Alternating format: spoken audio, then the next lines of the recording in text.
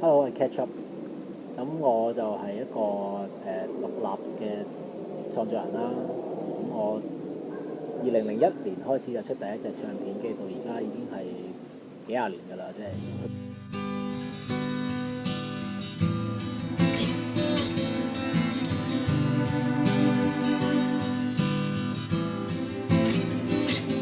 我玩嘅音樂咧，主要都係嗰啲城市民謠啊，呢個我唔知咩嚟嘅。咁我覺得係即係冇乜一種係定嘅風格，有時可能 rock 啊，有時可能民歌一啲啊，咁但係都係一啲關於自己嘅故事啊，咁寫出嚟咁。我而家香港我覺得多咗好多人喺街頭玩音樂啦。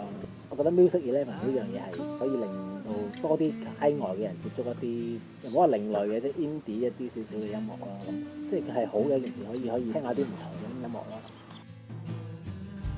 今次主題就係 All the Beautiful 啦。咁我覺得即係如果你要老實講，個世界真係唔係咁美好嚟㗎。我覺得開始即係好多嘢都好古怪啦。咁啊更加應該留意一啲你覺得靚嘅嘢咯，即係可以講係苦中作樂啦。即係雖然個世界即係唔係太過美好，但係只要你揾啲好嘅嚟睇，其實原來都仲有好多好嘅嘢嘅。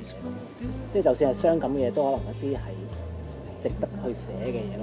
所以我大部分歌都係寫覺得係我自己會開心啊或者靚嘅嘢。嚟緊2月27號4點至5點半喺 Music Eleven， 到時見。Music Eleven Here and Now。